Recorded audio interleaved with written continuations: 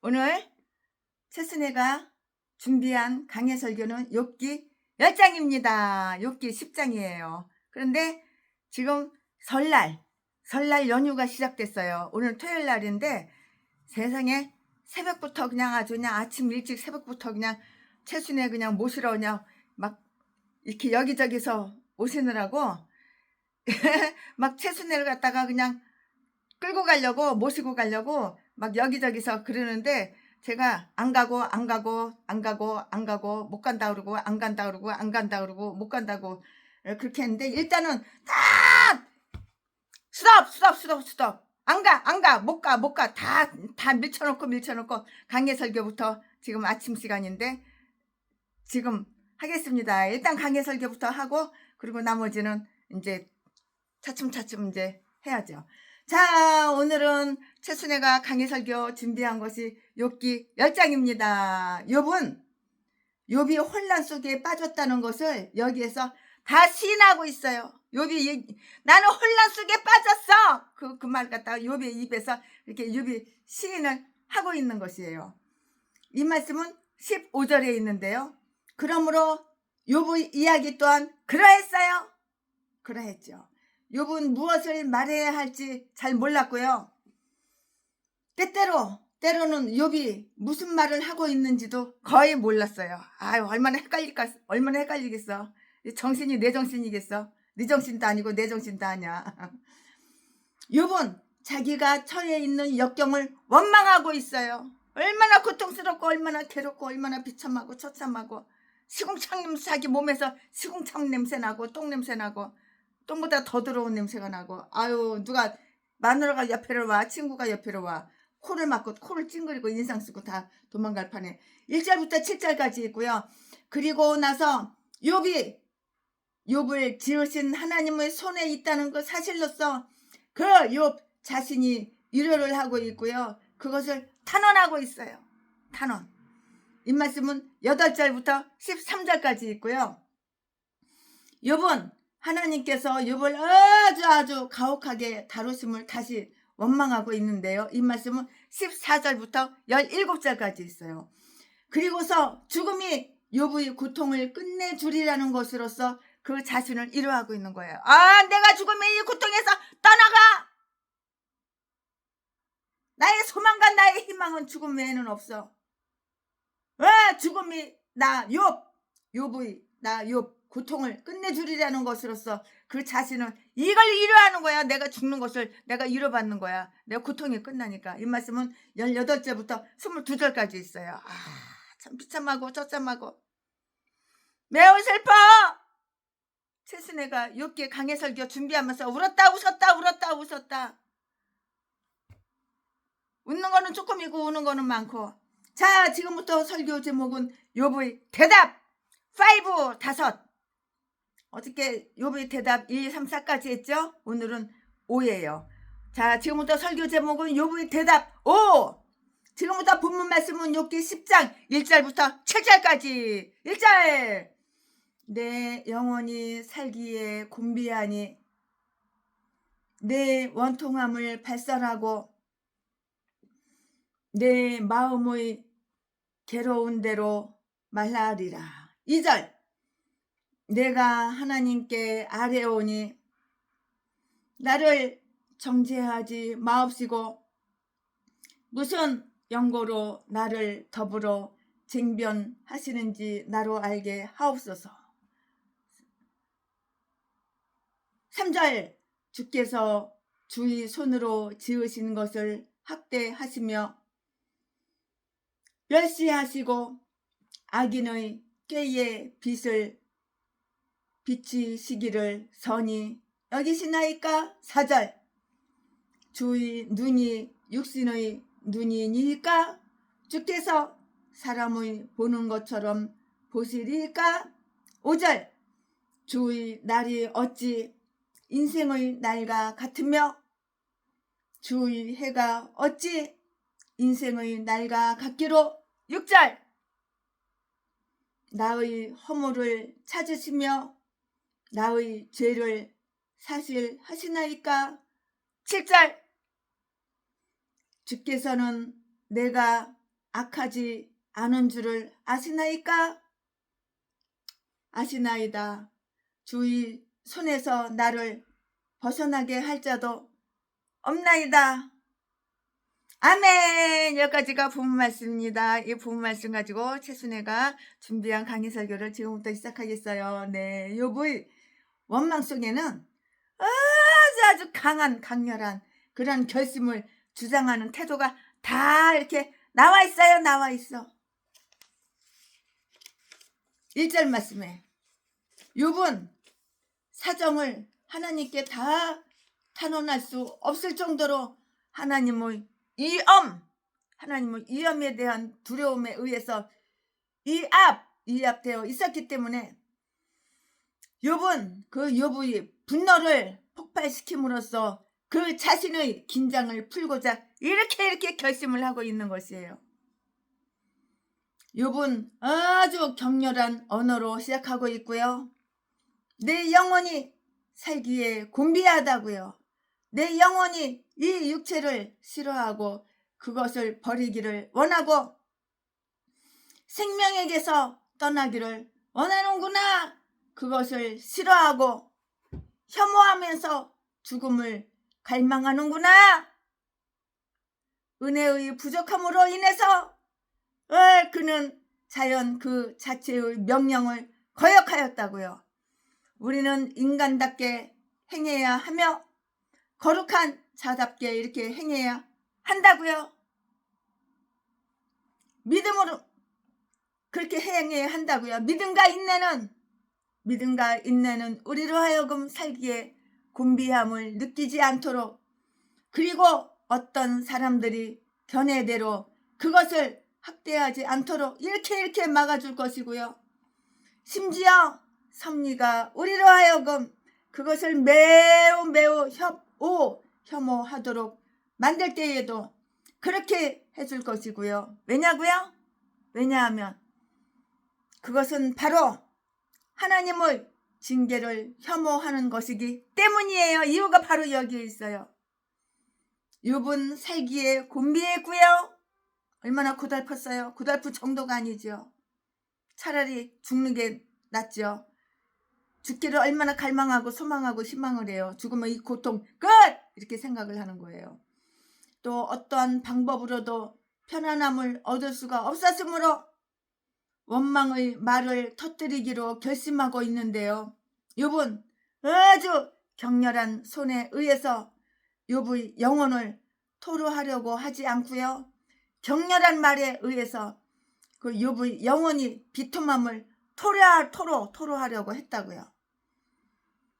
손해를 입은 자들은 그들이 말할 허락을 얻을 수 있다고 이렇게 생각을 하는데요. 그리고 아주 난폭한 감정은 제어되지 않은 욕구와 같이 그들의 탈선을 그들도 어쩌는 수가 없었다고 말할 수 있는 변명으로서 그것을 생각하는 그런 경향이 있어요. 그러나 말에 굴레를 씌우듯이 지혜와 은총으로 우리의 우리의 입을 막지 않는다면 그것이 무슨 소용이 있겠는가? 어떤 소용도 없어. 입을 막아야 돼. 입을 틀어 막아야 돼. 욥의 타락이 여기에서 말하고 있으나 은총이 그 말 속에 다 들어있는 거예요. 욥은 원망할 것이나 그것은 욥의 원통함을 발설하는 것에 지나지 않을 것인데요. 욥은 하나님을 비방하려고 하지는 않았어요. 또한 불의하거나 불친절하다고 해서 하나님을 책망하려고도 하지 않았어요. 감히 누구한테 그래? 못하지. 안 하지. 그러나 하나님께서 욥과 더불어 논쟁하시고 욥을 대적하여서 행하시는 그 근거를 자세히 알지 못한다 하더라도 욥은 대체로 그 까닭이 그 자신 안에 있다고 생각했을 것이고요. 그 모든 수욕을 기꺼이 참으려고 참고 또 참고 참으려고 했다고요. 참아야지. 그는 말할 것인데요. 그러나 그가 표현하려는 것은 그의 정해진 심판에 대한 것이 그건 아니고요. 그의 마음의 괴로움에 대한 것일 것이고요. 만약에 내가 잘못 말한다면 그렇게 말한 것은 내가 아니고 내 안에 거하는 죄야. 나 아니야. 내 안에 거하는 죄라고. 내 속에 있는 내 안에 거하는 죄라고. 나의 마음이 아니고 그 비통함이라고. 이렇게 말을 한 거야. 욥은 하나님께 겸손히 탄원을 하고 있어요. 누가? 욥이. 욥은 또 말할 것인데요. 그러나 첫 번째 말은 기원이 될 것이고요. 그리고 나는 그것을 하나의 훌륭한 기도로 이렇게 받아들이고 싶은데요. 2절 말씀에 그 기도는 환난의 고통에서 그를 구원해 달라는 것이었는데요. 그것은 죄되는 일이었어요. 죄되는 일이었어요. 우리가 죄 지으면 안 되잖아요. 실수로 모르고 죄를 지었다 하도 빨리 인지하고 인식하고 빨리 회개해야지. 몽둥이 덜 맞아. 2대 맞을 거 1대만 맞아. 1대 맞을 건 봐주고. 그 기도는 환난의 고통에서 그를 구원해 달라는 것이었는데 그것은 죄되는 일이었고요. 나를 정죄하지 마옵시고 나를 당신에게서 언제나 멀리하지 마옵소서. 비록 내가 고난 가운데 있을지라도 나로 하여금 저주 아래 있게 하지 마옵소서. 비록 내가 아버지의 막대기로 징벌을 당할지라도 심판자의 칼로 나를 끊지 마소서. 당신은 나를 징계하십니다. 나는 참을 수 있는 한 그것을 견뎌 내겠습니다. 그러나 나를 정죄하지는 마옵소서. 그리스도 예수 안에 있는 자들에게는 그들이 비록 환난 가운데 있더라도 결코 정죄함이 없다는 것이 큰 위로가 된다고요.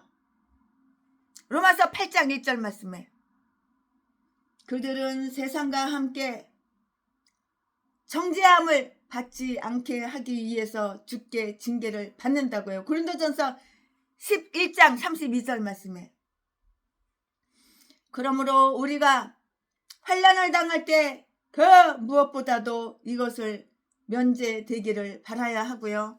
비록 주님께서 나를 다루시기를 즐거워한다 하실지라도 나를 정죄하지는 마옵소서. 나를 정죄하지는 마세요. 주님, 나를 정죄하지는 마세요. 그 말이죠.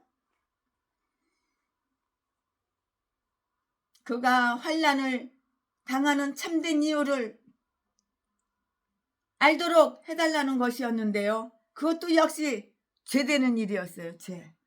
주여 무슨 연고로 나로 더불어 쟁변하시는지 내가 알게 해주세요. 내가 깨닫게 해주세요. 저는 몰라요. 내가 왜 고통을 당하는지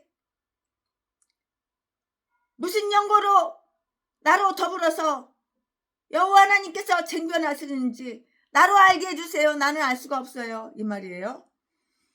욥이 우리와 주님께서 욥과 쟁변하실 때 거기에는 반드시 이유가 있고 반드시 까닭이 있어요. 그러나 그 까닭을 몰라요. 그 이유를 몰라요. 우리도 그러하지만 하나님은 결코 아무런 이유 없이 화를 내시고 진노하시고 혈기 팍 뿌리시는 그런 하나님이 아니야. 하나님이 화가 났어? 하나님은 최순애한테 화가 나 있어? 그래 분명히 이유가 있고 반드시 이유가 있는 것이지 이유 없이 아무런 원인 없이 아무런 까닭 없이 하나님이 최순애한테 화를 내는 거 아니라고. 욥한테 하나님이 아무 까닭 없이 화내는 거 아니라고. 누구든지 마찬가지라고. 하나님께서 우리를 괴롭히실 때 하나님은 우리로 더불어 쟁변하시는 것이며 하나님이 우리와 쟁변하실 때 거기에는 반드시 이유가 있고 사연이 있고 까닭이 있다고. 그 까닭을 그러는 내가 모른다고. 우리도 그러하지만 하나님은 결코 아무런 이유 없이, 아무런 사연도 없이, 아무런 까닭 없이 화를 내시고 혈기 부리시고 화를 내시는 그런 하나님이 아니라는 거 내가 안다고 욥이 이렇게 말을 하는 거예요. 그 이유가 무엇인지를 알아서 회개하고 가슴 아프게 느끼면서 하나님께서 우리로 더불어 쟁변하도록 만든 그 죄를 버리는 것은 정말 아주 바람직한 일이라고, 그 이유를 찾아내려 할 때는 선한 양심을 사용하여서 창세기 42장 21절에 있는 것처럼 우리 자신을 아주 성실하게 살펴보는 것이 마땅한 것이에요. 당연한 것이라고요. 지당하지. 욥을 다루시는 하나님의 태도에 대해서 역정스런 충고를 하고 있는데요. 아이고, 요게 땅꼬마가 어디 감히 어마무시한 하나님을 갖다가 충고를 해. 지금 그는 정말 그 영혼이 원통하지. 죄도 없이 아무런 이유도 없이 이런 고통을 당하니까 원통하지. 원통한 가운데 이야기하고 있는데요. 여기에 욥의 하나님의 의로우심을 비난하는 내용이 조금 이렇게 들어있어요. 이런 말도 들어있어요. 욥기서에 이런 말씀도 들어있어요. 여러분, 욥기를 여러분들 설교하실 때 이런 말씀도 들어있다는 거 아시죠? 욥기를 최한 100번 이상 읽어보신 분들은 다 아시죠? 욥기서를 읽으면서 하나님 마음을 많이 알 수가 있어요. 하나님의 생각을 알 수가 있어요. 하나님께서 욥을 막 마귀한테 자랑하고 싶은 거야. 내 종 욥은 순전하여서 네가 아무리 개짓거리 헛짓거리 별짓거리 다 해도 욥은 나를 욕 안 해. 나한테 저주 안 해. 욥은 순전해. 욥은 아무리 죄 없어. 너 건드려봐 하지만 욥의 생명은 건드리지 마라. 우리 하나님도 욥을 자랑하고 싶은 거예요. 뽐내고 싶은 거야. 주님께서 학대하시기를 선히 여기시나이까? 아니라고요. 분명히 그렇지 않다고요. 사람의 송사를 억울하게 하는 것은 에레미야가 3장 34절 36절 그가 친히 기뻐하시지 않는다고요. 주님께서는 나를 다루시는 일에서 주의 종을 학대하고 주께서 반드시 만드신 것을 멸시하시고 주님의 대적에게 호의를 베푸시는 것처럼 보이나이다. 그러니 주여, 이게 어찌된 연고입니까? 이러한 일이 주의 성품을 기쁘게 할 리가 없고요. 그것이 주님의 이름을 영화롭게 할 수가 없다는 것을 잘 알고 있습니다. 그렇다면 주께서 나를 이처럼 대하시는 것은 웬일입니까? 내 피 속에서 무엇을 얻을 수 있으리요? 그는 하나님께서 그를 해하셨다는 생각은 결코 할 수가 없었고요. 그러나 선한 사람들이 흔히 그러하듯이 그는 하나님의 공의로서 그의 섭리를 어떻게 이해해야 할지를 몰라서 매우 당황하고 있었으므로 그것을 밝혀줄 날까지 기다려야 했고요. 우리도 하나님에 대한 가혹한 생각을 잠깐이라도 가지지 말자고요. 왜냐하면 우리는 그때에 아주 가혹하게 여길 만한 이유가 없음을 알게 될 것이기 때문이에요. 이유는 바로 여기에 있어. 때문이야. 뭐뭐 때문이야. 이것 때문이야. 저것 때문이야. 이것 때문이야. 최순애가 강의 설교하면서 다 이유를 설명해 주잖아요. 이유는 바로 여기에 있다고요.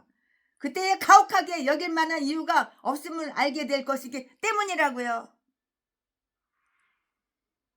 그는 그의 포로를 이처럼 고문대 위에 올려놓고 자백을 강요하는 것은 하나님의 무한한 지식에 어울리지 않는 일이라고 이렇게 생각을 하고 있어요. 이 말씀은 4절부터 6절까지 다 기록이 되어 있어요. 그는 하나님께서는 사람들이 하는 것처럼 어떤 것들을 발견해 내시지도 않고요. 그것들을 판단하시지도 않는다고 확신하고 있어요. 확신. 그는 육신의 눈을 가지고 있지 않은데요. 4절 말씀에 왜냐고요? 왜냐하면 그는 영이시기 때문인 것이에요. 육신의 눈은 암흑 속을 볼 수 없으나 암흑은 하나님께서 감추어지지 못하고요. 육신의 눈은 한때에 어느 한 곳 밖에는 보지 못하고요. 조금밖에는 볼 수가 없는데요. 그러나 여호와의 눈은 각처에 있어서 온 땅을 두루 여호와의 눈은 각처에 있어가지고 두루 다 이렇게 살피신다고. 우리 여호와의 눈은 한 곳만 보는 게 아니야. 여기도 살피시고 저기도 살피시고 각처에 눈이 있어서 다 두루 살피신다고. 우리 여호와의 눈은 우리 인간들하고 눈하고 다르잖아.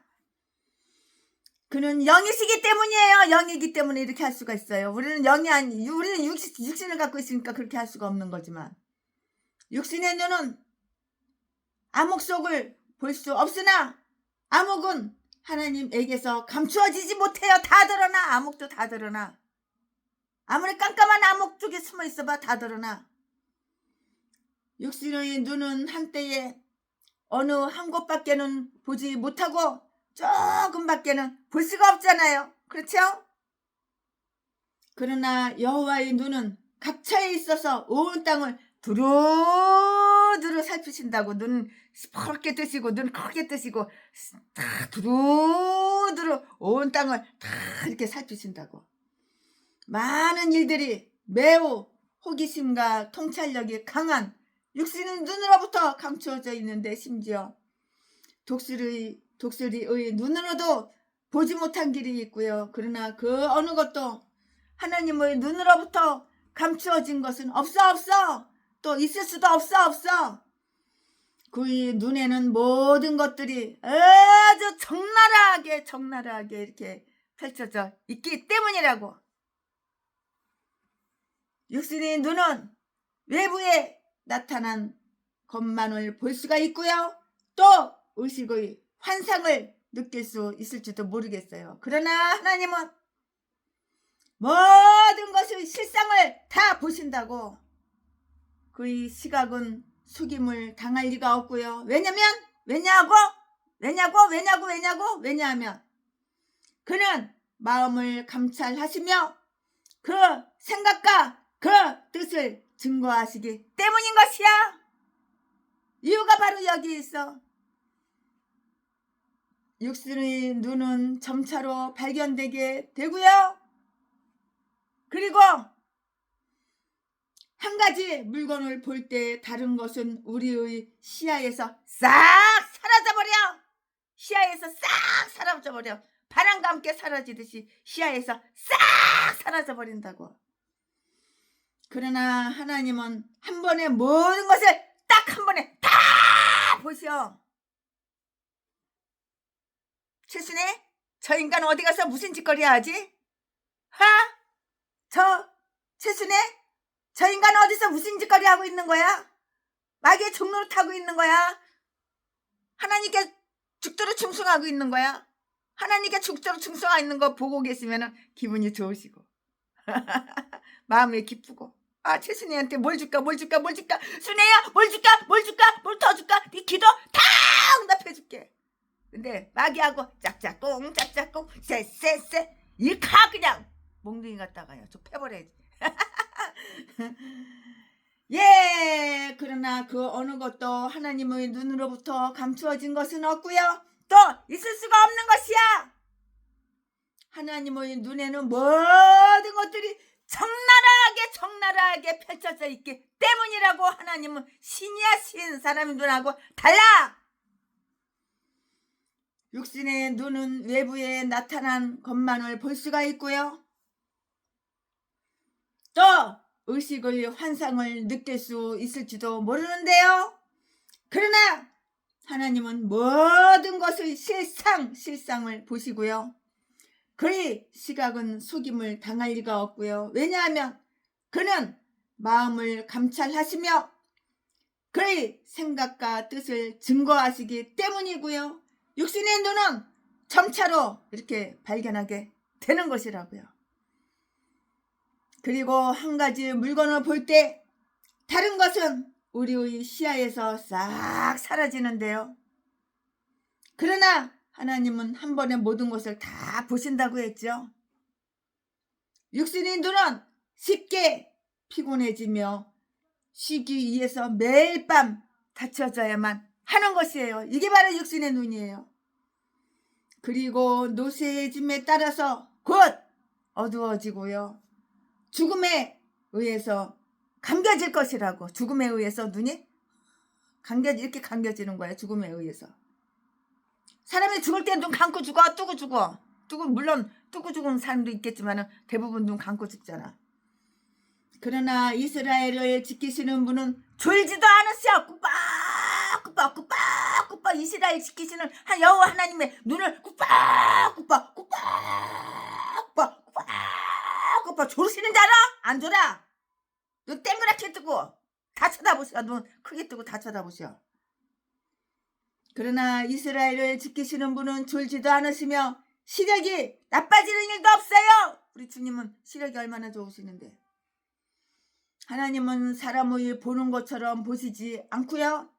즉 사람들은 사실 그대로 보다는 겉으로 드러난 것대로 진술되고 입증된 것에 따라서 그리고 흔히 감정과 격정, 편견과 타산에 치우쳐서 판단하거나 하나님은 그렇게 판단하시지 않으시는 분이라고. 바로 이런 분이 하나님이시라고.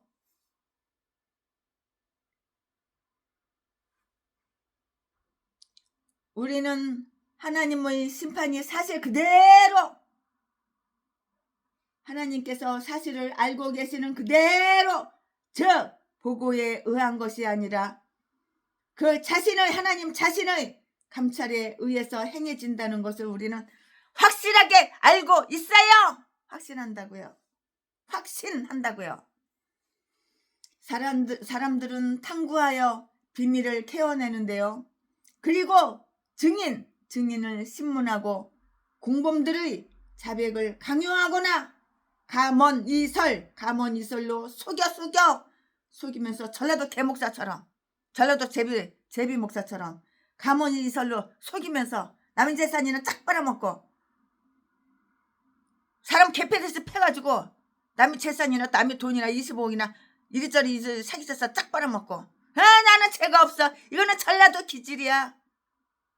전라도 사람은 돈이 필요해? 칼로다가 사람 몇 번 쑤셔. 가족이 없는 사람 주로 고아 출신 가부 출신. 그래서 돈만 재산만 쫙 빨아먹고 개패듯이 패가지고 버리고 또 다른 남자한테 옮겨가는 거야. 이게 전라도 기질이야. 왜? 전라도는 공산당을 사랑하거든.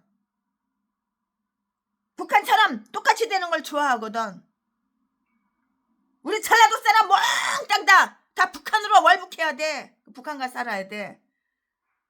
김정은 위원장 떠받들면서 이렇게 헌신하고 김정은의 노예로 이렇게 살아야지. 이게 행복이야. 왜? 쌀도 공짜로 주잖아. 다 배급 주잖아. 배급. 자동차도 배급, 아파트도 배급, 다 배급이잖아. 얼마나 행복하고 기뻐. 이게 전라도 개목사 지저대는 개소리야. 그리고 흔히 감정과 격정, 편견과 타산에 치우쳐서 판단하지만 하나님은 그렇게 판단하시지 않으시고요. 우리는 하나님의 심판이 사실대로 그가 사실을 알고 계시는 대로 즉 보고에 의한 것이 아니고요. 즉 자신의 감찰에 의해서 행해진다는 것을 확신하고 있잖아요. 사람들은 탐구하여 비밀을 캐내요. 사람들은 탐구해서 비밀을 캐고 비밀을 캐낸다고. 탐구해서 비밀을 캐내는 거야. 그리고 증인을 신문하고요. 공범들이 자백을 강요하거나 감언이설로 속이면서 증거를 비교하고요. 그것을 추정함으로써 비밀을 이렇게 비밀을 알고자 한다고요. 비밀을 이렇게 알고자 한다고요. 그러나 하나님은 이러한 방법을 써서 알아내실 필요가 없어. 없다고. 없어. 하나님은 사람의 보는 것처럼 이렇게 보시지 않아요. 하나님은 인간처럼 근시안적인 눈을 가지고 있지 않는 것과 똑같이 마찬가지로 짧은 생명을 지니고 있지도 않다는 사실을 아주 확신하고 있어요. 5절 말씀에 주님의 날이 인생의 날처럼 계승되거나 변화될 리 있으리까? 아닙니다. 결코 그렇게 될 수 없어요. 사람은 경험에 의해서 그리고 매일매일의 관찰로 알게 된 것에 의해서 점점 슬기로워지고요. 그들에게 있어서 진리는 시간의 딸이므로 그들은 탐구하는 데 시간을 이렇게 소비해야 하는 것이에요. 시간 소비해야지. 그리고 한 가지 추구가 실패하면 다른 시험을 또 이렇게 트라이 해야죠. 다른 시험을 또 해야죠. 실패하니까 다른 것도 시험 해야 되잖아요. 테스트 해야 되잖아요. 그러나 하나님께 있어서는 그렇지가 않아요. 전혀 그렇지가 않아요. 하나님에게는 과거나 미래가 없으며 모든 것은 현재, now 현재라고요. 현재.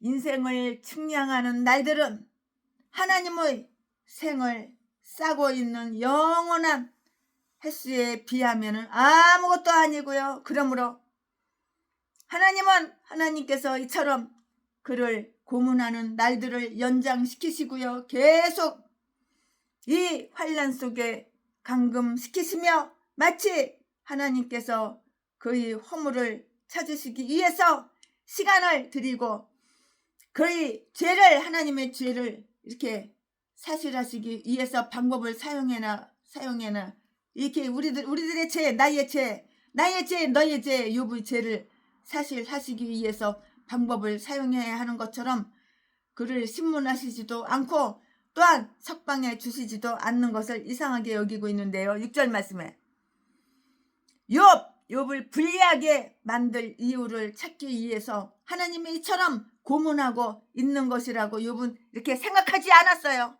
이거 맞는 생각이죠. 그렇게 생각하면 커다란 오산이죠.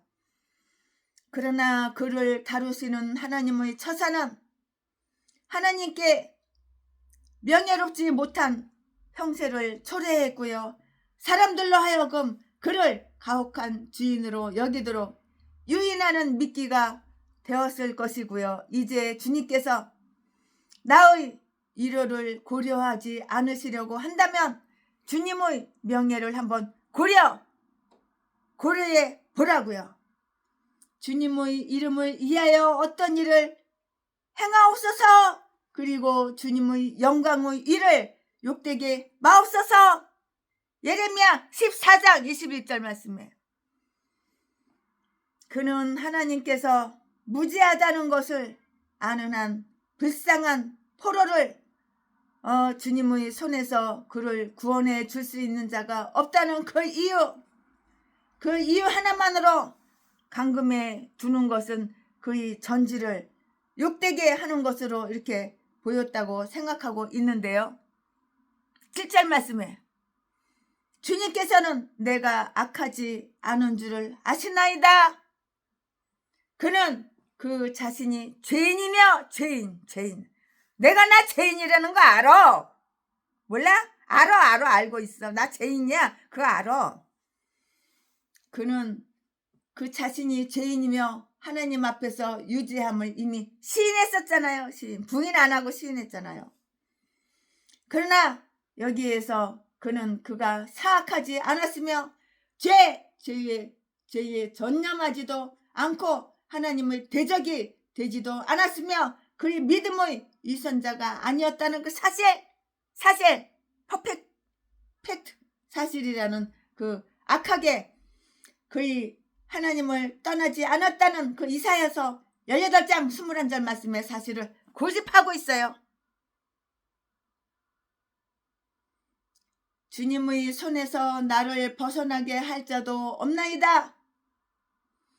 그러므로 구제할 길이 없어요.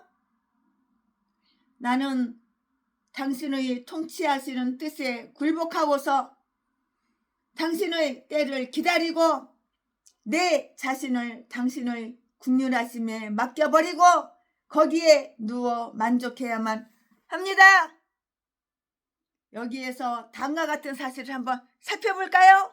그럼 다음과 같은 사실을 살펴보자고요. 우리가 환난을 당할 때, 즉 전지한 자와 쟁변하는 것이 아무런 소용이 없을 때 어떻게 우리를 진정시켜야 하겠는가? 만약에 우리가 여기에서 이 욥처럼 하나님께 주께서는 내가 악하지 않은 줄을 아시나이다. 나는 내가 부족하지 않다거나 연약하지 않다고 할 수는 없습니다. 그러나 은혜로 인해서 내가 악하지 않다고 말할 수 있어요. 내가 그렇지 않다는 것을 잘 알고 있어요. 왜냐하면 주님께서는 내가 주님을 사랑하는 것을 아시잖아요. 아시지요.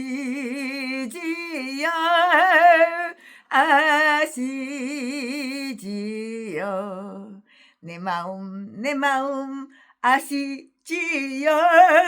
주님. 왜냐하면 주님께서는 내가 주님을 사랑하는 것을 아시기 때문입니다. 라고 말한다면 무엇이 우리를 풍성하게 이루할 것인가? 답은 나오죠? 아멘. 지금부터는 설교 제목이 바뀌어요. 본문 말씀이 바뀌어요. 지금부터 설교 제목은 욥의 대답 6 욥의 대답. 지금부터 설교 제목은 욥의 대답 6. 본문 말씀은 욥기 10장 8절부터 13절까지. 8절. 주의 손으로 나를 만드사 백체를 이루셨거늘 이제 나를 멸하시나이다. 9절. 기억하옵소서. 주께서 내 몸 지으시기를 흙을 뭉치듯 하셨거늘 다시 나를 티끌로 돌려보내려 하시나이까. 10절 10절. 주께서 나를 적과 같이 쏟으셨으며 엉킨 것처럼 엉키게 하지 아니하셨나이다. 11절. 가죽과 살로 내게 입히시며 뼈와 힘줄로 나를 뭉치시고. 12절 12절. 생명과 은혜를 내게 주시고 권고하심으로 내 영을 지키셨나이다. 13절. 그러한데 주께서 이것들을 마음에 품으셨나이다. 이 뜻이 주께 있은 줄을 내가 아나이다. 아멘. 여기까지가 본문 말씀입니다. 이 본문 말씀 가지고 또 나머지 이어서 강의 설교 쭉쭉쭉쭉 하겠습니다. 네, 여기에서 우리는 다음과 같은 내용을 관찰을 할 수가 있어요. 그러면 그 다음과 같은 내용이 무엇이냐? 지금부터 또 최순애가 다음과 같은 내용을 하나하나 다 설명을 해드리겠습니다. 네, 욥의 창조자이며 보존자이신 하나님을 어떻게 주목하고 있는가? 주목하고 있는가? 그리고 그를 존재하게 만드시고 그의 존재를 지지하는 자이신 그에게 그 자신이 종속되어 있음을 어떻게 묘사하고 있는가? 이것이 우리가 관심을 가지고 알며 생각해 볼 첫 번째 과제예요. 우리를 만드신 분은 누구예요? 하나님이시잖아요. 나 누가 창조했어? 내가 엄마 뱃속에서 나왔어? 물론 그렇지만은 하나님은 창조하신 거야. 아담과 이브를 통해서 계속 이렇게 우리 조상 아담과 이브 위해서 우리 조상 아담 오빠 이브 언니 통해서 우리를 만드신 분은 하나님이고요. 우리의 부모님이 아니고요. 엄마 아버지 나를 만든 것 같아? 하나님이 만드신 거야. 사실은 부모님들은 단지 그 두 분, 어머니 아버님 두 분의 그 능력과 섭리에 의해서 우리를 출생시킨 그러한 도구에 불과하다고, 단지 그의 능력과 섭리에 의해서 우리를 출생시킨 도구에 불과하잖아요. 여호와 하나님께서 나 우리를 만드셨고 우리 스스로가 만든 것은 아니라고. 엄마 아버지가 나를 만든 것 같아? 아니야. 우리 하나님은 나를 만드신 거야. 나를 창조하셨다고. 아담과 이브 창세기 찾아봐. 다 나와. 흙으로다가 하나님은 사람을 지으셨어. 만드셨어. 주님의 손으로 우리의 이 몸과 이 몸 각 부분을 만드셨고, 8절 말씀에 그것은 두렵고도 기묘하게 만들어졌고, 참 우리 하나님은 사람을 잘 만드셨어요. 여자의 몸 기똥차게 하나님은 잘 만드셨어요. 남자의 몸 멋있게 기똥차게 정말 잘 만드셨어요. 만약에 여기 눈구녕이 여기 달렸으면 어쩔 뻔했어.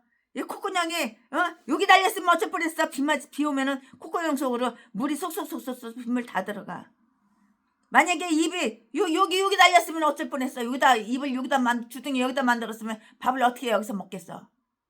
이 손을 갖다가 여기다가 기대기에다가 손을 만들었으면 어떻게, 징그러 생각만 해도 어떻게.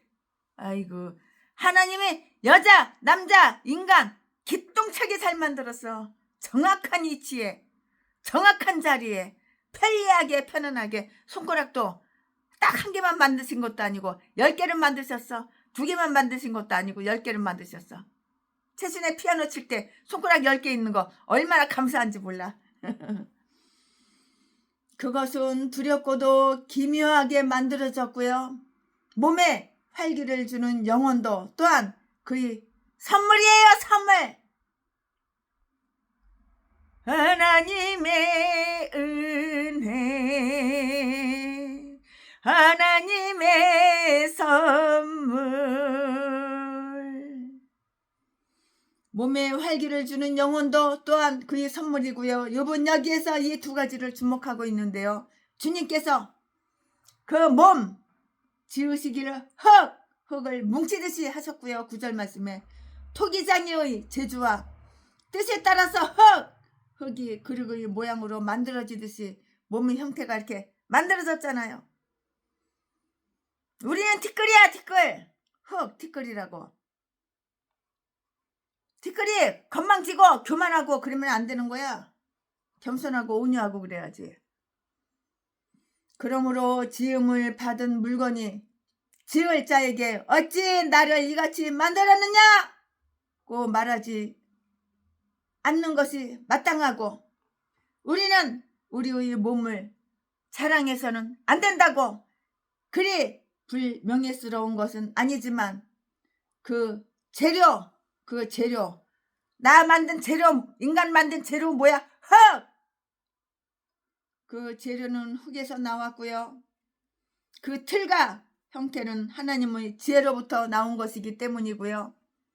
태내에서 어머니 자궁 속에서 태내에서 인간의 몸이 형성되는 것이 여기에서 아주 훌륭한 비유가 되었어요. 이 말씀은 10절에 있어요. 10절에 있어요. 주께서 나를 젖과 같이 쏟으셨으며 엉긴 것처럼 엉기게 하셨나이다. 그리고 약간의 구체적인 사실들을 유도함으로써 11절 이렇게 묘사하고 있는데요. 비록 우리가 맨몸으로 세상에 왔을지라도 몸 자체는 옷을 입히우고 무장되었고요. 가죽과 살은 그 옷이고요. 뼈와 힘줄은 공격이 아니라 방어를 위한 갑옷이에요. 갑옷. 방어를 위한 갑옷이라고. 극히 중대한 부분, 심장과 폐는 이처럼 보이지 않도록 옷을 입고 있으며 상처받지 않도록 울타리가 쳐져 있고요.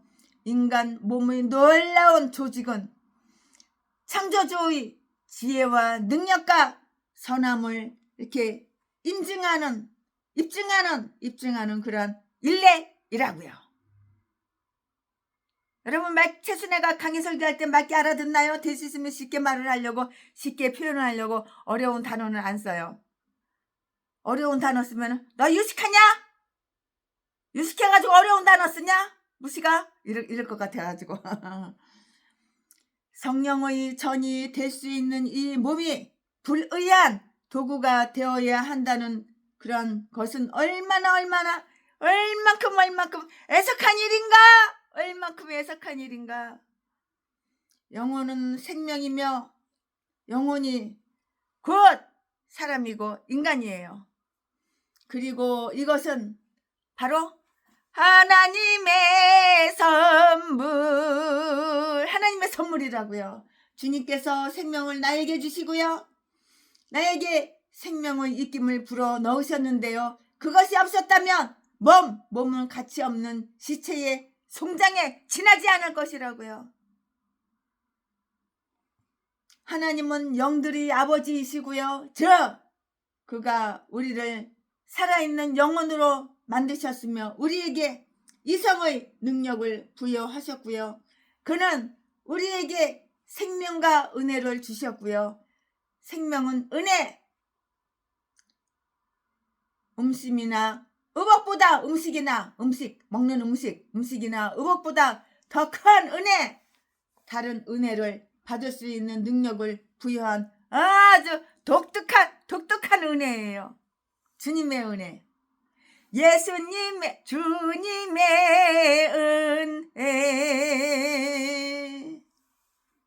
은혜 아니면 살아갈 수가 없네. 은혜 없이 어떻게 살아가? 못 살아. 뒤져버려. 은혜 없으면은. 주님의 은혜로 살아있는 거야.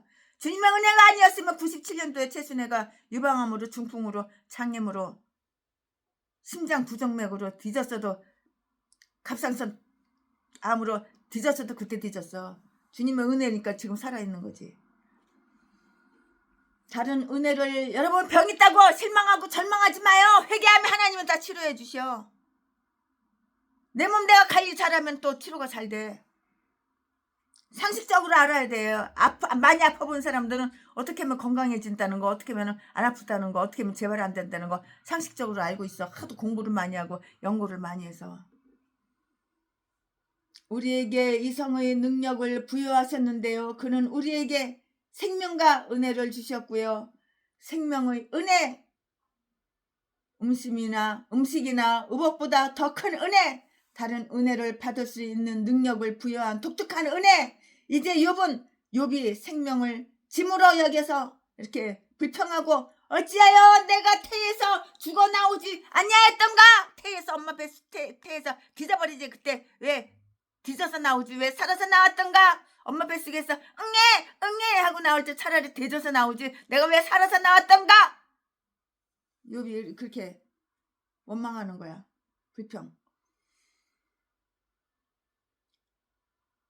이제 욥이 생명을 짐으로 여겨서, 생명이 짐으로 여겨지는 거야. 짐으로. 무거운 짐을 나 홀라 지고 견디다 못해 쓰러질 때 짐으로 여기는 거야. 불평하고 어찌하여 내가 태에서 죽어 나오지 아니었던가 하고 말을 했을 때보다 더 나은 마음 상태에 있었는데요. 또는 생명과 은혜는 그 이전의 형통함을 언급한 그 말을 한 그 인생의 모든 즐거움과 그 인생을 의미한 것으로도 이렇게 볼 수가 있는 것이에요. 그때 욥은 하나님의 은혜의 빛 가운데 행하였고요. 다윗처럼 그 은혜로 말미암아서 욥의 산이 강하게 서리라고 이렇게 생각을 했었어요. 누가? 욥이. 하나님은 우리를 보존하셔요. 하나님은 나와 우리를 다 보존하셔요. 생명의 등불을 켜신 후 그 자체가 다 들어가도록 내버려 두시지 않고요. 끊임없이 신선한 기름을 공급해 주시는 거예요. 주님께서 나에게 권고하심으로 내 영을 지키셨나이다. 그리하여 사무의 역경 즉 우리가 끊임없이 위협당하고 있는 죽음으로부터 나를 보호하시어 살게 하셨나이다. 그리고 생활의 모든 필수품으로서 또 그것이 원하고 이렇게 갈구하는 물질을 매일매일 에브리데이 매일 공급해 주심으로 나를 축복하셨나이다. 우리가 필요한 거 하나님은 매일 공급해 주시잖아. 여러분들 필요했는데 없어? 돈도 없고 필요한 거 없어? 가 우리 집 와. 우리 집 와서 다 가져가. 다 드릴 테니까 공짜야 공짜. 어떻게 욥은 이것을 하나님께 간구하고 있으며 또 그것을 어떻게 이용하고 있는가를 한번 보자고요. 그는 하나님께 그것을 상기시키고 있는데요. 9절 말씀에 기억하옵소서 기억하옵소서 기억하옵소서 기억하옵소서 주께서 내 몸을 지으셨나이다. 주여 기억하옵소서 주님께서 내 몸을 지으셨다고요. 내 몸을 지으셨나이다. 주께서 나를 만드셨으므로 나를 완전히 아시나이다. 시편 13편 1절부터 13절까지 시편 13편 또한 시편 9편 13편 9절 1절부터 13절까지 따라서 징벌로서 나를 신문하실 필요도 없으며 내 안에 있는 것을 발견하시기 위해서 나를 고문대 위에 올려놓으실 필요도 없습니다. 주님께서 통치의 행위에 의해서 내 몸 지으시기를 흙을 아주 뭉치듯이 하셨습니다.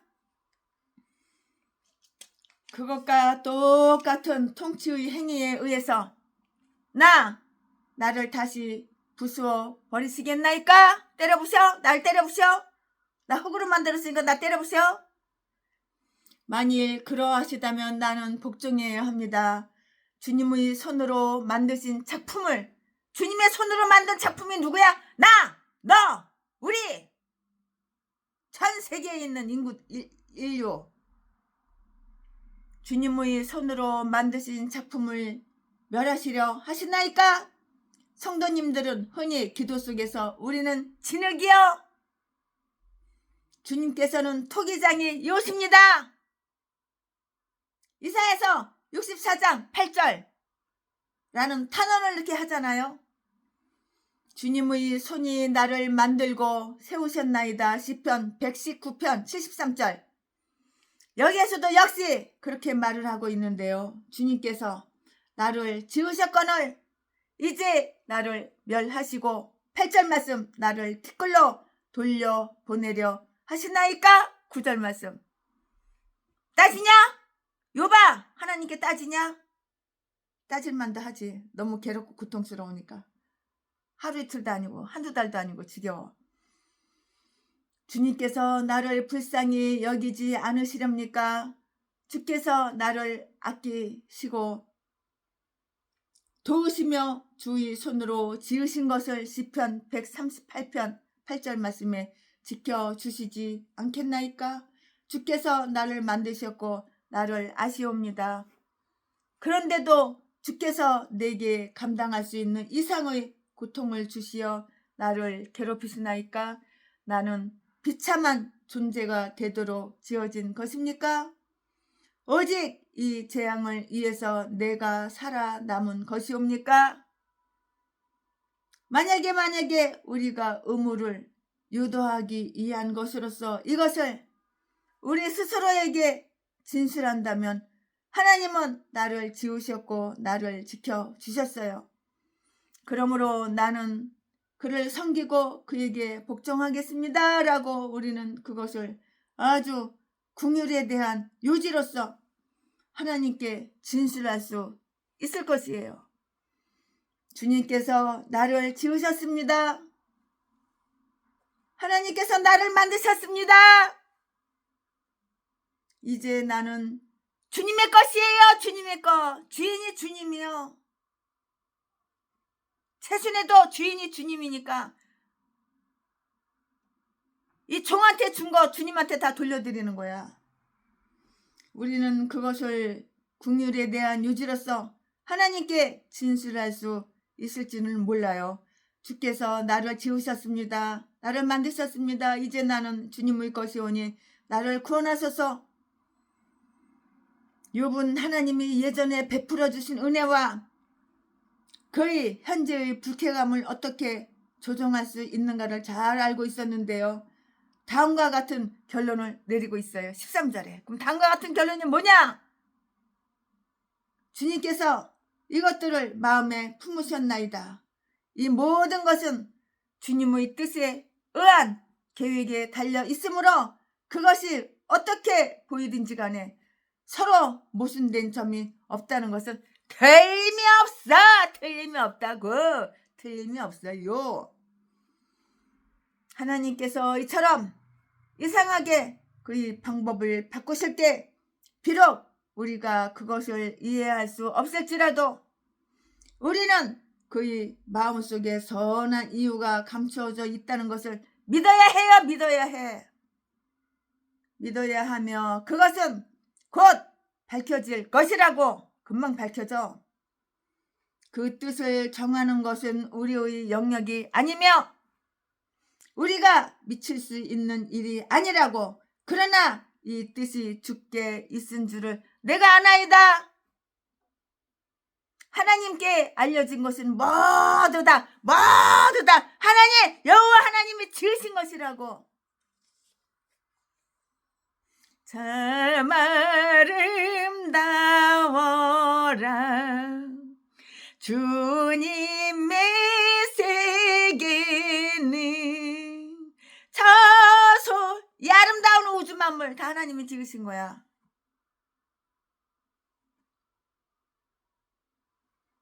자, 지금부터는 설교 제목이 바뀌어요. 본문 말씀이 바뀌어요. 지금부터 설교 제목은 욥의 대답 7 욥의 대답 7. 지금부터 본문 말씀은 욥기 10장 14절부터 22절까지 14절. 내가 범죄하면 주께서 나를 죄인으로 인정하시고 내 죄악을 사유치 아니하시나이다. 15절. 내가 악하면 화가 있을 것이오며 내가 의로울지라도 머리를 들지 못하올 것은 내 속에 부끄러움이 가득하고 내 환난을 목도함이니이다. 16절.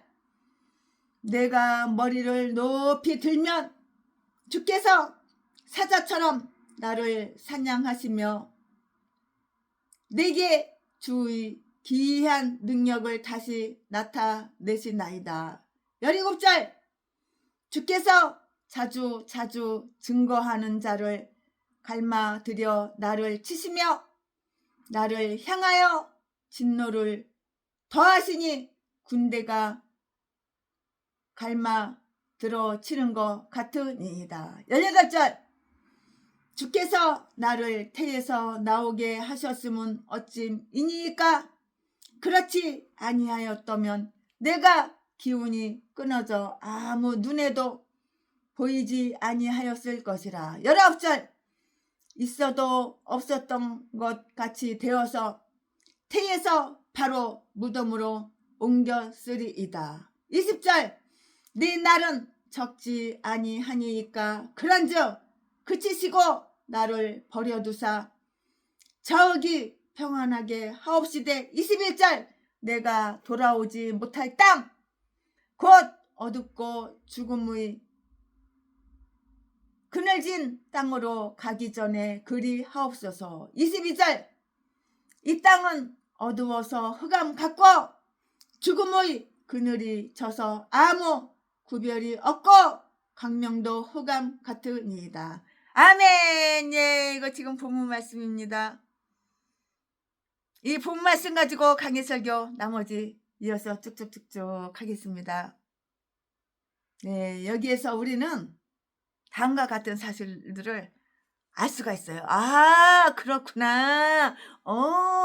하나님 마음은 요렇고 욥의 마음은 요렇고 아하 그렇구나 알 수가 있다고. 자, 욥은 아주 격렬하게 열뻗쳐가지고 그냥 격렬하게 원망을 하는 거예요. 그는 이 혹독하고 불쾌한 이야기를 되풀이 똑같은 말 자꾸만 하고 되풀이하고 있어요. 여기에서 비록 그는 정당화될 수는 없지만 용서받을 수는 있어요. 그는 투덜거리는 이스라엘 사람들처럼 아무런 이유 없이 원망한 것이 아니에요. 원망할 만한 그 이유가 있으니까 원망한 것이지 아무 이유 없이 뭐 미친 사람이야? 정신병자야? 아무 이유 없이 정신이 돌아가지고 원망해? 그건 아니잖아. 원망할 만한 까닭을 가지고 있었어요. 나 같아도 없었겠어? 원망할 만한 까닭이 있으니까 원망하는 것이지.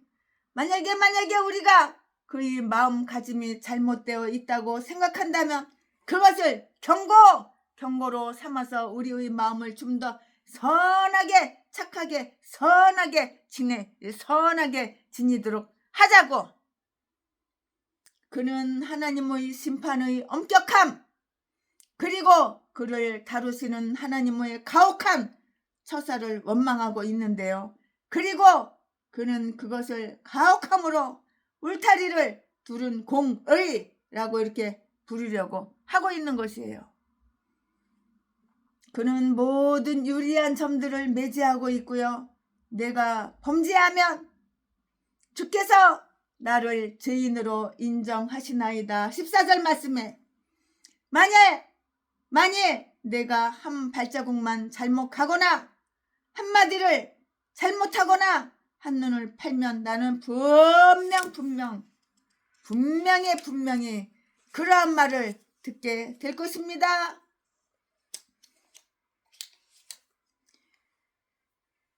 주의 대리자인 양심은 분명 그것 때문에 나를 책망할 것이며 이 속박, 이 고통의 아픔은 그것에 대한 처벌이라고 내게 말할 것입니다. 만약에 하나님이 이처럼 불의를 중히 여기신다면 우리는 멸망할 수밖에 없는 것이에요. 그러나 우리는 오히려 비록 우리가 죄를 범하더라도 하나님께서는 우리를 극단적으로 취급하시지 않는다는 사실을 인정해야 하는 것이에요. 그는 이 유리한 점들을 극단적으로 이렇게 받아들이고 있어요. 주께서 내 죄악을 사요치 아니하시나이다. 그의 고통이 지속되는 한 그는 사유의 위로를 얻을 수 없었으며 즐거움과 기쁨의 음성을 들을 수가 없었다고요. 마찬가지로 우리가 하나님의 얼굴이 찡그려지는 것과 그의 손에 막대기가 들려진 것을 볼 때 우리는 하나님의 마음속에서 사랑을 보기가 힘들어요. 그의 성품이 어떠하든지 간에 그의 현재의 형편은 매우 불평했어요. 엄청나게 불편했다고요.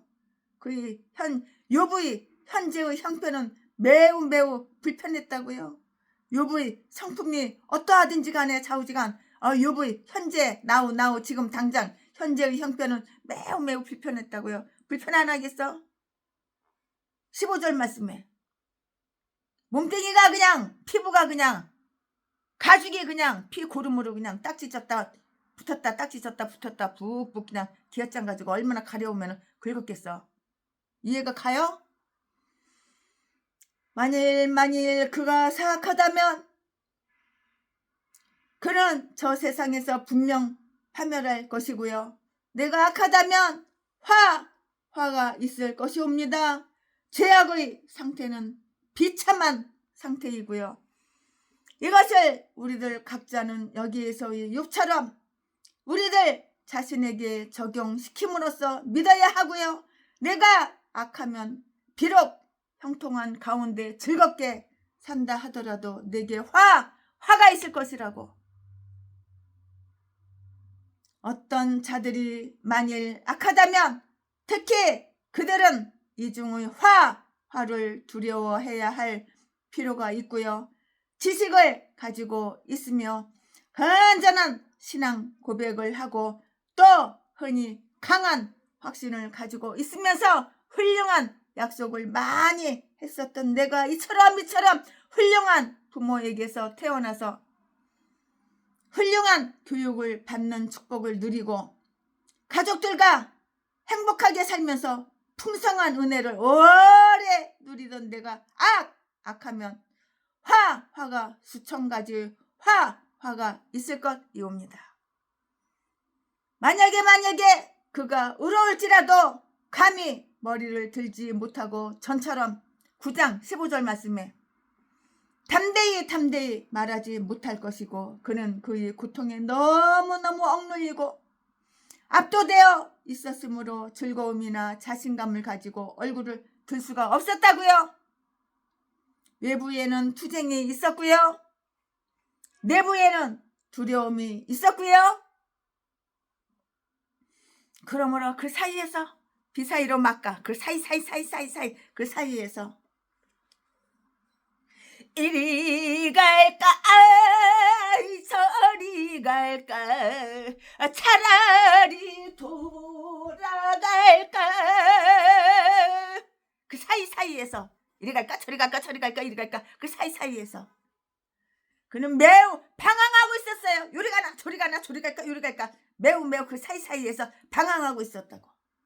즉 그가 지금 당하고 있는 치욕과 그의 친구들의 책망으로 인해서 당황한 표정이 되었을 뿐만이 아니고요. 그의 마음속으로도 혼돈을 겪고 있었어요. 요리 갈까 사사이 저리 갈까 혼돈하고 있었다고. 그의 마음은 황망하게 되고요. 그는 거의 미쳐버릴 것 같았어. 돌아버려 또라이가 돼버려.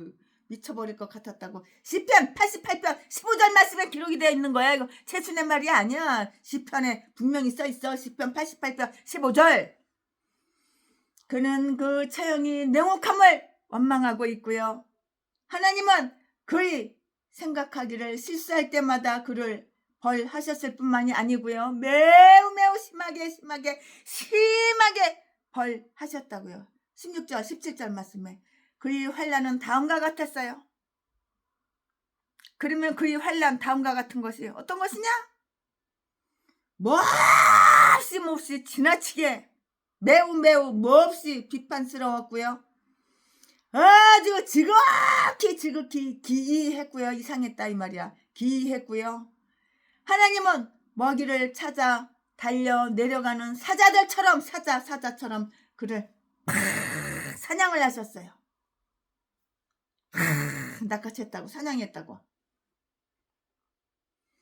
하나님은 그에게 이상하셨을 뿐만이 아니고요. 그에게 아주 희한한 환난을 주어서 그를 많은 사람들 가운데 굉장한 인물, 이상한 존재로 만드심으로써 그에게 주의 기이한 능력을 다 보이셨어요. 모든 사람들은 하나님께서 이처럼 큰 고통을 주시고 또 욥이 그 많은 것을 참아내는 것을 보고 놀랐다고.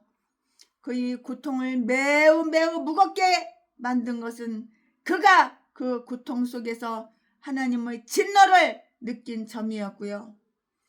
그것이 그 고통을 더욱 쓰고 무겁게 느끼도록 만들었던 것이고요. 그것은 그를 대적하여 하나님의 증거였고요. 하나님의 불쾌감을 나타내는 것이었고요. 이것은 그의 몸의 종기를 그의 영혼 속에 있는 상처로 이렇게 만든 것이에요. 그것은 여전히 더욱 악화되고 있었고요. 그는 이것을 매우 강조하고 있고요. 조류가 바뀌고 썰물이 시작되기를 그가 기대했을 때에도 그것은 여전히 계속 높아지고 있었는데요. 그의 고통은 불어났고요. 그 속에 있는 하나님의 진노도 더욱 커졌고요. 그는 그 자신이 더 나아질 방법이 없음을 알았고요. 이 증거하는 자들은 다시 그를 찾고요. 만약에 한 가지 증거가 그를 설득시키지 못한다면 또 다른 증거가 올지도 몰랐어요. 군대가 갈마들어 그를 치는 것과 똑같았어요. 쌤. 만약에 그에게 변화가 일어났다면 그것은 결코 호전적인 거, 더 좋아지고 더 나아지는 거, 그건 아니었어요. 그랬으면 얼마나 좋겠어요. 그러나 그건 아니었어요. 그는 여전히 싸우는 상태에 놓여 있었던 것이고요. 우리가 이 세상에 있는 동안 우리는 비가 온 이후에 구름이 낄 것을 예상해야 하잖아요. 그리고 아마도 가장 쓰라리고 날카로운 그런 시련이 마지막을 위해서 예비되어 있어요. 그거 모르겠어요? 다 알죠? 하나님은 그와 싸우셨고요. 그것은 큰 커다란 변화였고요. 그는 이전에는 그렇게 하시지 않았는데요. 그러나 이제 그것은 그 고통을 더욱 엄청나게 격하게 했고요. 그것을 정말 아주 이상하게 기이하게 만들었다고요. 하나님은 보통 그의 백성들에게 그 자신이 친절하심을 다 보이셔요. 이렇게 쇼 다 보이신다고요. 만약에 어떤 때 그렇지 않은 태도를 보이신다면 그것은 그의 기이한 역사이며 기이한 행위이시다고요. 그리고 그는 그 속에서 그 자신이 기이함을 보이셔요. 그 욥은 그의 생명을 원망하고 있고요. 그가 태어나서 이 모든 고통과 환난에 처하게 된 것을 원망하고 있다고요. 원망. 18절 17절 말씀에 만약에 이것이 내 몫으로 정해진 것이라면 내가 태에서 나오게 되면 어찌미니까 내가 거기에서 질식되거나 태어나면서 죽지 않은 것은 웬일이옵니까? 이것은 감정적인 언어로서 그가 전에 빠졌던 것과 똑같은 죄에 다시 빠지는 일이었고요.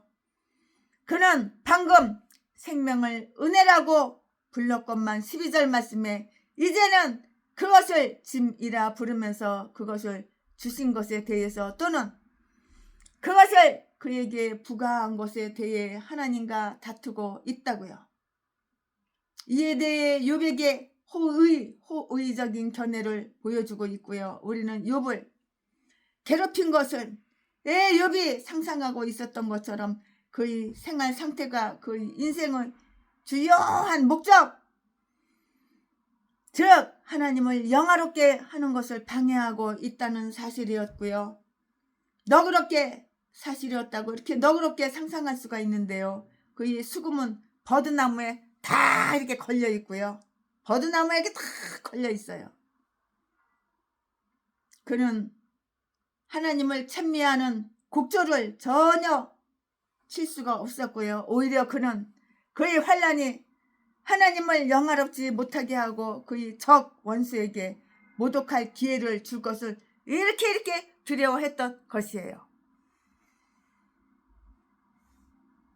그러므로 그는 내가 기운이 끊어졌으면 하고 기원을 하고 있는 거예요. 기운이 끊어져? 기운이 끊어지면 죽는 거야. 노인네들, 70 넘은 노인네들, 60 넘은 노인네들, 50 넘은 노인네들, 90 넘은 노인네들 기운 없어? 기운 빠져? 그러면 죽음이야, 죽음. 이제 내 며칠 못 사는구나. 그걸 깨달아야 되는 거야. 기운이 빠지면은. 내가 기운이 끊어졌으면 하고 기원하고 있다고요. 기운이 끊어지면 죽으니까. 그러니까는 기운이 없어? 우리 동네 저기 강원도 시골 동네에 우리 집사님들이 권사님들이 기운이 없어요. 최순애 목사님, 저는 요즘 너무 기운이 없어서 죽을 것 같아요. 그래가지고, 오시오. 다 교회로 오시오. 그래가지고 시장에 가서 오골개 새카만 닭을 50마리 샀어. 거기다가 인삼 다 샀어. 그래가지고 그걸 갖다가 아주 그냥 산삼 인삼 해가지고 그냥 미겨놨더니 그냥 기운이 펄펄 날어. 까만다 오골개 푹 삶아가지고 거기다가 산삼 인삼 5뿌리씩 넣어줬어. 그냥 한 뚝배기 안에. 그랬더니 기운이 펄펄. 기운이 없는 분 저 시장 가면 오골개라고 팔아요. 그냥 하얀 닭이 아니라 새카만 닭이에요. 껍데기는 새카만데 속은 하얘요. 근데 닭이 크지가 않아요. 쬐끔해요. 그거 사다가 산삼 인삼 6년근 인삼 산삼 사다가 한 세수대 사다가 한 대여섯 뿌리씩 10대 뿌리씩 그렇게 해서 잡숴봐. 그렇게 2-3번만 잡수면 기운이 펄펄 나. 이거 최신의 경험이에요. 그래가지고 비실비실한 사람 다 살려놨어. 기운 없으면은 우리 강원도 교회도 다 모이는 거야. 우리 권사님들 집사님들이. 목사님 오골개 그러면은 또 시장에 같이 가. 그 바로 옆에는 산이 우리는 집이 딱 3개밖에 없고 산속이니까는 차가지고 이제 시장까지 재래시장까지 가. 그래가지고 오골개 사다가 그냥 오골개 그냥 뭐 한두 마리 10마리 20마리 사다 누구 코에 붙여. 50마리는 사야 돼 적어도. 그래야지 동네 마을 사람들 노인정까지 다 이렇게 오라고 이제 초대해가지고 이렇게 저렇게 잡수는 거야. 50마리면은 잡숴. 50명 초대하잖아. 한 35명 40명 오더라고. 나머지는 싸가지고 가더라고. 우리 영감 준다 뭐 우리 누구 준다 그래가지고 싸가지고 가. 50마리는 사니까 딱 맞더라고. 즉 하나님을 영화롭게 하는 것을 방해하고 있다는 사실이었다고 너그럽게 상상할 수가 있는데요. 그의 수금은 버드나무에 걸려 있었고요. 그는 하나님을 찬미하는 곡조를 전혀 칠 수가 없었고요. 오히려 그는 그의 환난이 하나님을 영화롭지 못하게 하고요. 그의 적에게 모독할 기회를 줄 것을 이렇게 두려워했어요. 그러므로 그는 내가 기운이 끊어졌으면 하고 내가 기운이 끊어지면 빨리 뒤질 텐데 땅속에 들어갈 텐데 하고 기원했다고 누가 욥이 그랬다고 얼마나 고통스럽고 얼마나 힘들었으면 그랬을까. 이거 슬픈 스토리야. 슬픈 이야기야. 믿음이 깊은 자는 만일 살아있는 동안 하나님을 찬미하고 영화롭게 하지 못한다면 살 목적이 없는 것으로 이렇게 간주하는 것이에요. 이렇게 간주할 수밖에 없잖아요. 결론 그렇게 생각이 결론적으로 그 생각밖에 더 들어요.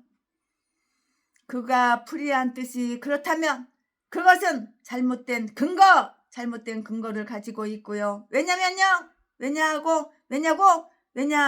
우리는 불 속에서도 주님을 영화롭게 할 수 있기 때문이고요. 그러나 여기에서는 우리는 생명을 지나치게 사랑하지 않도록 하는 것을 배울 수가 있는 거예요.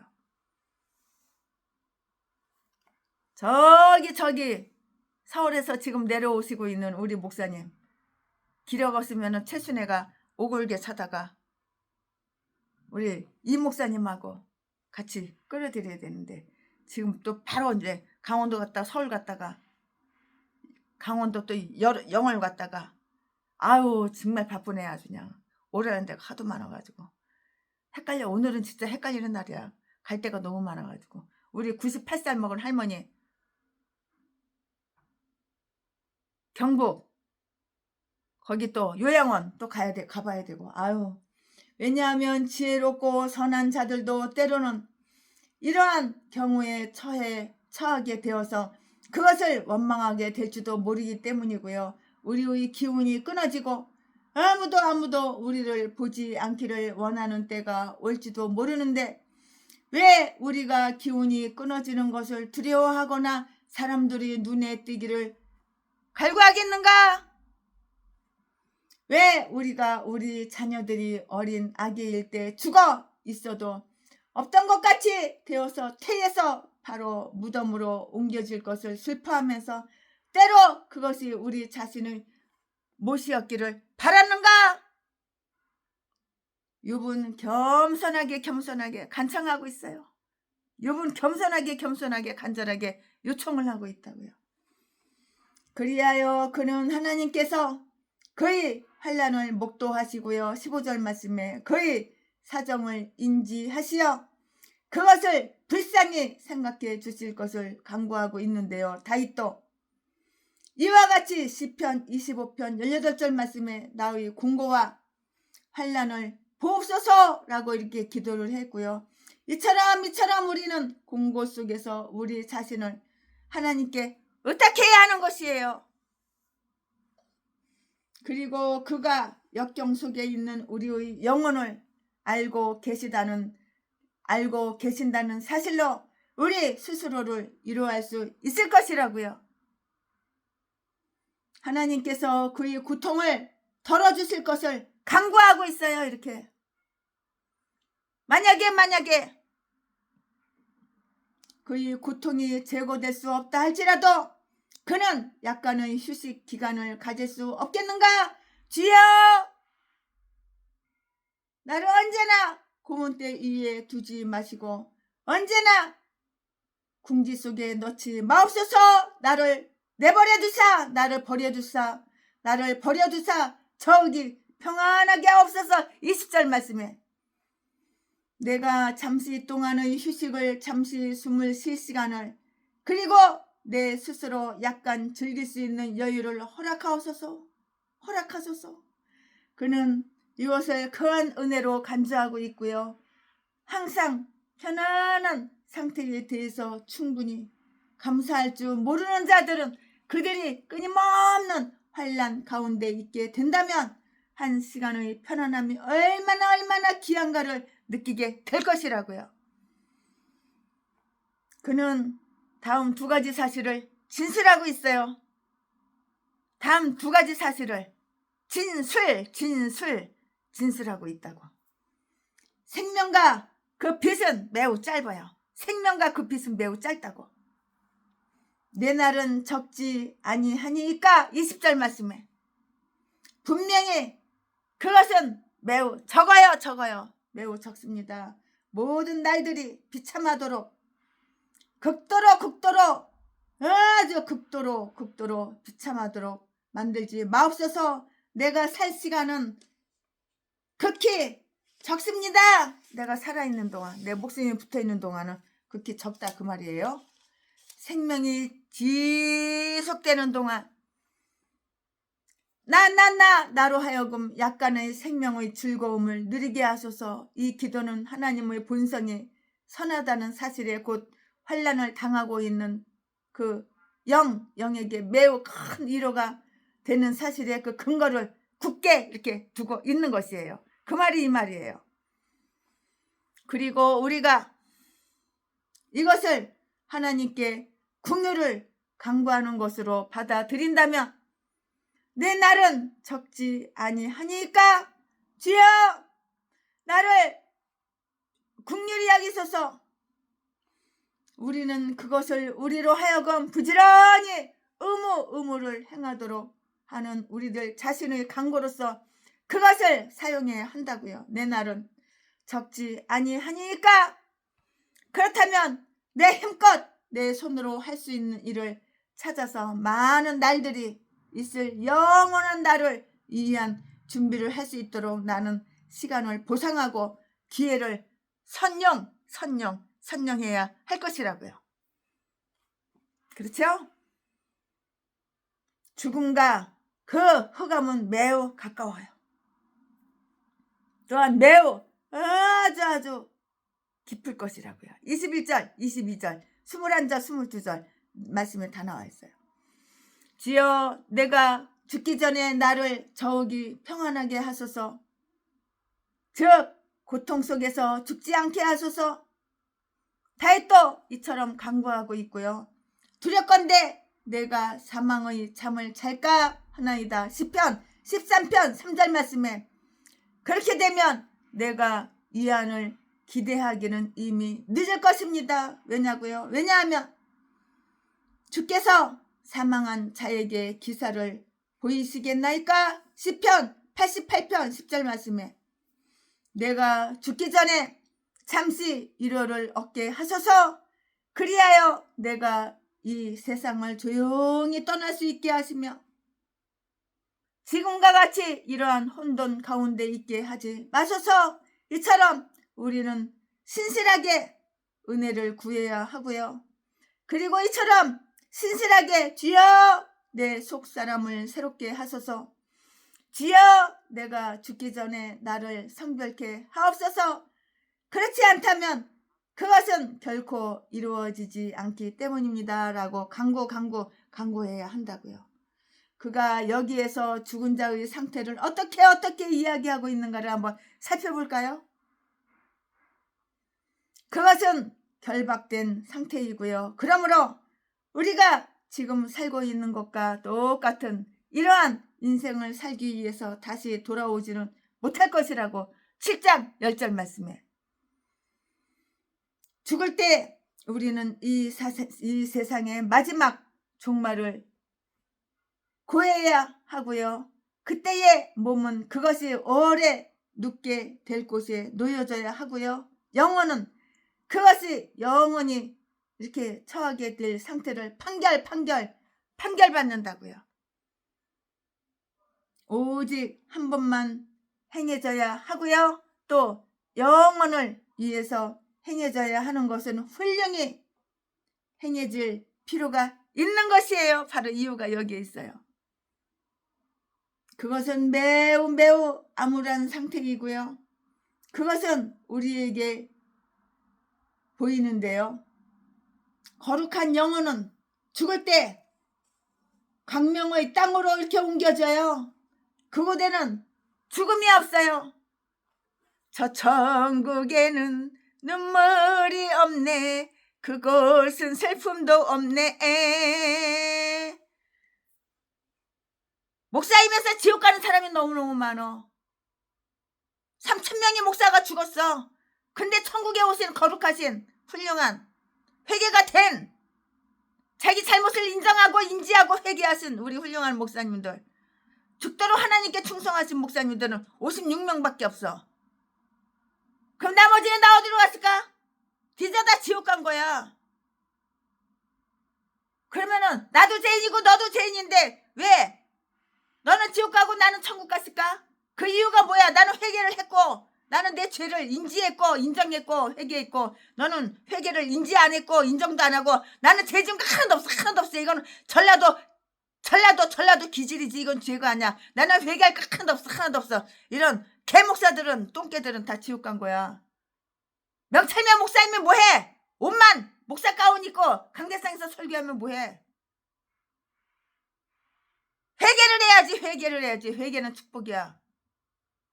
최순애가 회개했으니까 뒤지지 않고 지금 콧구멍으로 숨쉬고 이렇게 건강하게 팔다리 이렇게 움직이고 살아있지. 그렇지 않았으면 97년도에 이미 뒤져버렸어.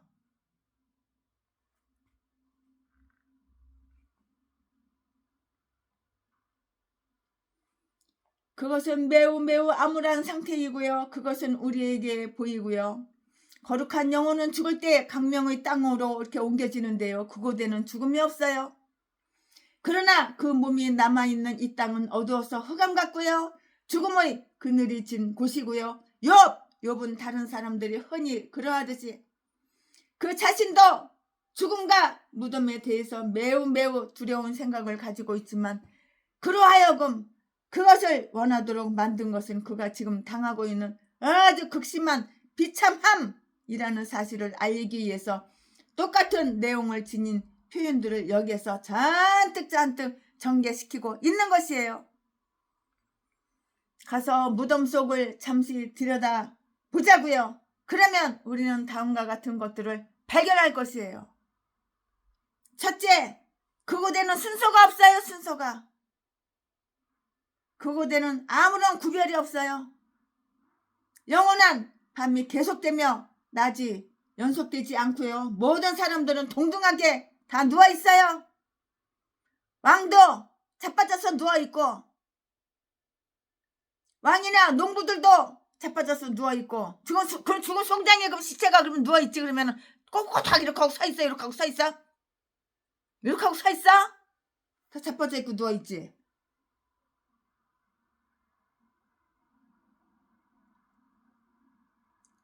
그리고 그곳에서는 종이 상전에서 놓이는데요. 3장 19절 말씀에 사람들이 무덤으로 들어가는 데 있어서는 순서가 없어. 순서가 가장 나이 많은 사람이나 가장 부자 돈이 많은 부유한 자가 제일 먼저 들어가는 거 그것도 아니에요. 가장 가난한 자가 먼저 들어가는 것도 아니에요. 그것도 아니에요. 단지 생명의 하나님께 정해주신 각자의 순서대로 이렇게 들어가는 거예요. 둘째, 그곳에는 강명이 없고요. 무덤 속에는 짙은 흑암이 있고요. 그것은 실제로 느낄 수는 없으나 생명의 빛을 즐기는 자들이 두려워하지 않을 수 없는 흑암이에요. 흑암. 흑암이죠. 흑암이 그에게는 반갑게 느껴졌을 것인데요. 어두움이 우리들에게 닥쳐오고요. 그러므로 우리가 빛을 가지고 있는 동안에 행하고 행동으로 옮기고 행하고 일하는 것이 마땅한 것이에요. 무덤은 흑암의 땅이기 때문에 우리가 눈이 감겨진 채, 사람이 죽으면 눈이 감겨지잖아. 눈 뜨고 죽으면 눈을 이렇게 내려깔아가지고 눈을 감기잖아. 그것으로 옮겨지는 것은 참 다행스러운 일인데요. 그때는 모든 자가 다 일반이 되는 거예요. 일반이. 다 일반이 되는 거예요. 송장들이 다 똑같으지. 많이 배운 사람이나 조금 배운 사람이나 많이 가진 사람이나 적게 가진 사람이나 거지나 왕이나 다 일반이 되는 거예요. 송장 시체는. 무덤은 인간에게 흑암의 땅이라고요. 따라서 그곳으로 간 우리의 친구들은 우리는 흑암의 둔 자로 간주하고요. 시편 88편 18절 말씀에 그러나 하나님에게 있어서는 그렇지가 않아요. 거룩한 자들의 몸이 티끌이 되어 없어지고 다른 티끌과 섞였더라도 그 어느 몸도 상실되지 않을 것이고요. 왜냐하면 하나님의 눈은 그 모든 티끌 위에 계시며 그 몸은 위대한 날에 분리되어 나올 것이기 때문인 것이에요. 이유가 바로 여기에 있어요. 아멘. 새순애가 강의 설교 준비한 것은 여기까지가 끝입니다. 아멘. 고통의 멍에 벗으려고 예수께로 나옵니다. 자유와 기쁨 베푸시는 주께로 옵니다. 병든 내 몸이 튼튼하고 빈궁한 삶이 부해지며 아멘 아멘. 죄악을 벗어버리려고 주께로 옵니다. 2절 낭패와 실망 당한 뒤에 예수께로 나옵니다. 십자가 은혜 받으려고 주께로 옵니다. 아멘 아멘. 4절 교만한 마음을 내버리고 예수께로 나옵니다.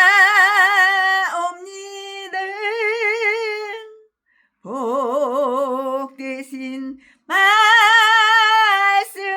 따르려고 주께로 옵니다. 실망한 이 몸 힘을 얻고 예수의 크신 사랑받아 하늘의 기쁨 맛보려고 주께로 옵니다.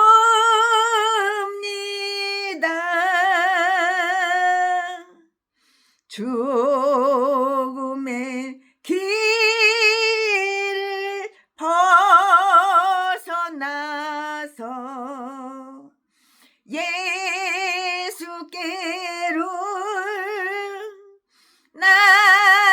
나옵니다. 영원한 집을 바라보고 주께로 옵니다. 멸망의 포구 헤어나와 평화의 나라 다다라서 하늘의 주를 배우려고 주께로 옵니다. 아멘, 아멘, 아멘. 감사합니다. 네, 오늘 최순애가 6기 10장 강해설교 준비한 것은 여기까지가 끝입니다. 사랑합니다.